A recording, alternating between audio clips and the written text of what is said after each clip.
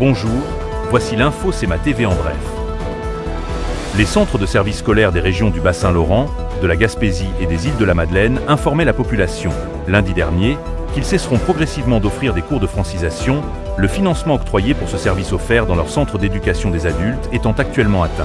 En effet, on nous apprend aujourd'hui par voie de communiqué que la cessation progressive des cours de francisation au centre d'éducation des adultes du centre de service scolaire Kamouraska-Rivière-du-Loup affectera 170 élèves et 11 membres du personnel enseignant, dont la majorité à temps partiel. La ville de Montmagny présentait à la presse mercredi avant midi les principaux points concernant le dépôt du rôle d'évaluation pour les années 2025-2026 et 2027. Jean Carbonneau était sur place. Exercice obligatoire de la loi, le rôle d'évaluation foncière établit la valeur à partir de laquelle les taxes municipales sont calculées par la municipalité. Cet exercice s'effectue tous les 3 ans et le calcul est fait à partir des ventes immobilières sur le territoire de la ville en date de juillet 2023 pour le prochain rôle. M. Carl Provencher était présent à la conférence de presse. Celui-ci est évaluateur agréé à la Fédération québécoise des municipalités et signataire des rôles de la MRC de Montmagny. Il nous explique le calcul effectué cette année. À Montmagny, si je regarde quand on a fait le dernier rôle de la ville, pour faire, mettons, les propriétés résidentielles d'un logement, on avait 427 ventes de 21 à 24. Pour faire le rôle, on a en fait des ventes de 21-22 au 1er juillet 2023, on avait 268. C'est ces 268 ventes-là qui nous ont servi à faire le rôle d'évaluation de la ville de Montmagny. Comparativement au rôle précédent qui concernait les années 2022, 2023 et 2024, on constate une hausse moyenne de l'augmentation des valeurs foncières de 21,06 %. Plus spécifiquement, les maisons unifamiliales sont revalorisées de 22,28 %, les multilogements 4 et plus de 25,97 % et les maisons mobiles de 24,19 %.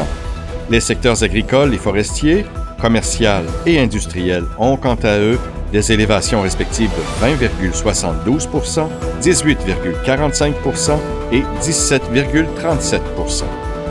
M. Marc Lorrain, maire de la ville de Montmagny, exprimait sa satisfaction quant à l'exercice effectué.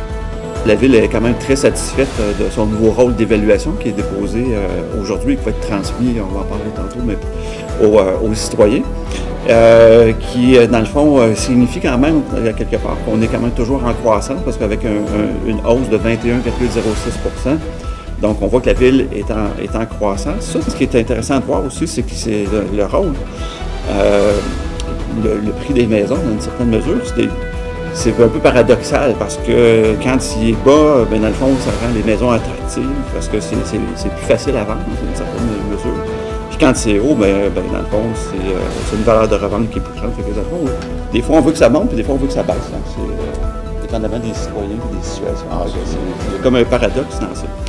Ce qui est important, avant d'aller plus loin, c'est de garder en tête 2 choses. C'est qu'une augmentation de la valeur d'une propriété, ça ne se traduit pas nécessairement par une hausse des taxes.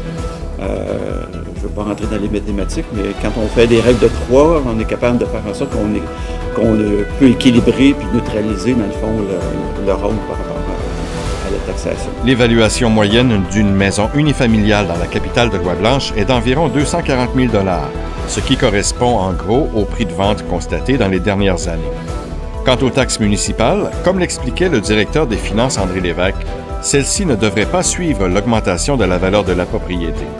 Le taux d'imposition sera pondéré selon une règle de 3. La majoration, le cas échéant, ne serait causée que par un relèvement du taux et non par le rehaussement de la valeur de l'immeuble. Les propriétaires fonciers recevront par la poste au courant du mois de novembre leur avis d'évaluation. Dans l'envoi, un outil d'information sera inséré expliquant l'exercice et indiquera la procédure à suivre en cas de désaccord avec la valeur attribuée à leur immeuble. Dans tous les cas, on invite les propriétaires qui ont des questions sur le sujet à communiquer avec le service des finances de la ville de Montmagny. Ici Jean Carbonneau, CMA TV Information, à Montmagny.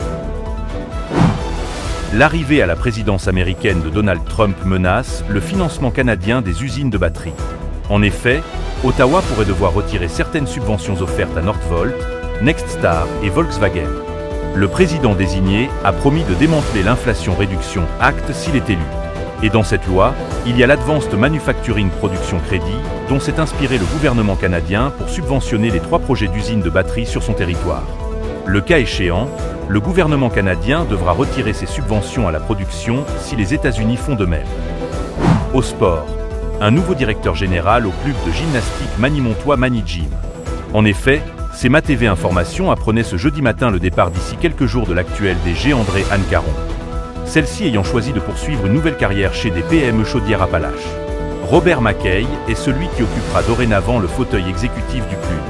Celui-ci arrive de Gatineau avec une riche expérience dans la direction des clubs de gymnastique. Pour plus d'informations, visitez le cmatv.ca ou suivez le fil Twitter X de CMA-TV.